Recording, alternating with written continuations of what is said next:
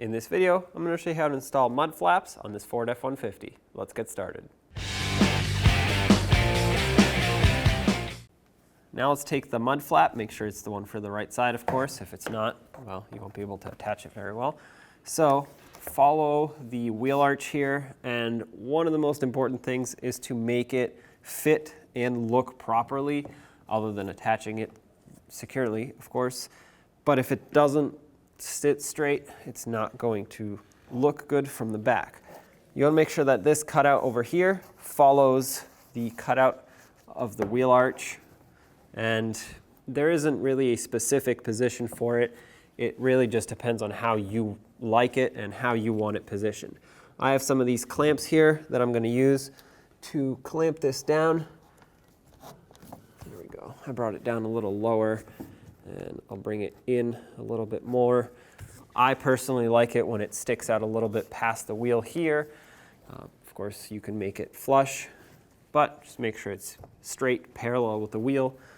So this is what it looks like from the back side. As you can see, I left a little bit of a gap here between the edge of the mud flap and the fender flare. Like I said, you can make it flush if you want. This is personally what I like. And I made sure that underneath here, the cutout of the mud flap doesn't go too low. You don't want it hanging down too low. I made sure that it is about an inch further up from where this ends. So at this point, I'm happy with its position. We're gonna grab a drill a couple holes in it, and then I'll show you how to properly secure it.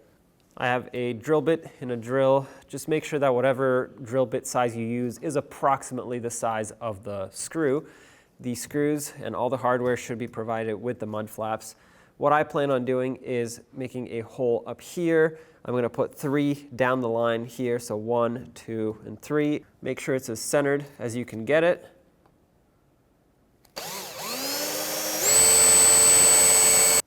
I just wanted to mention I'm not actually drilling through the fender flare on the fender itself on the bed. I'm drilling through the flare, this plastic piece, and there's a small gap on the other side, so that's where I'm gonna stop. I don't want to drill through any metal. The clips that are provided with the screws will clip on to this on the back side, and there will be plenty of room for the screw to go in. So let's go for hole number 2.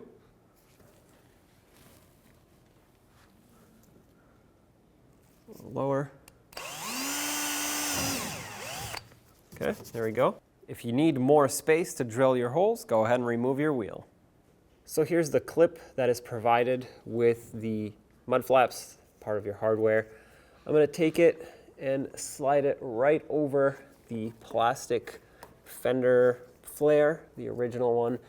It's going to have some resistance to it. You can tap it in with a rubber mallet if you want. Make sure it goes in enough to reach the hole that you just drilled, just like that.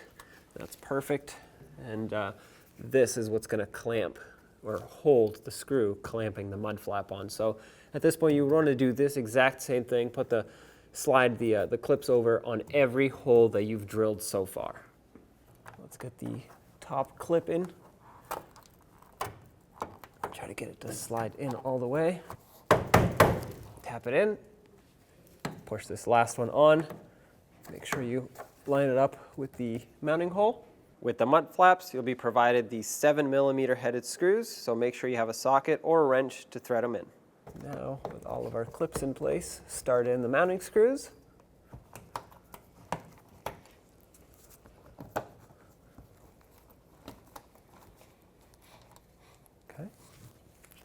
And tighten these up.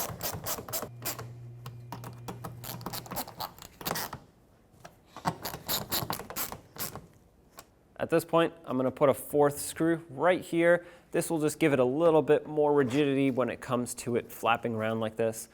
I just want it a little bit better secured, but 3 over here is plenty to hold it on the outer part. All right, last hole.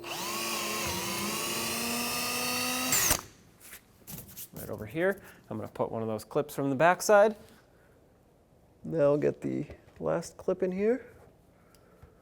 Slide it down, just like that, and put the screw through it.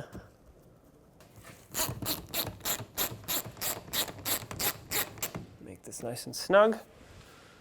And there's the mud flap all installed, nice and safe and secure. You would have to do the same exact thing to the other side. Make sure you line it up properly.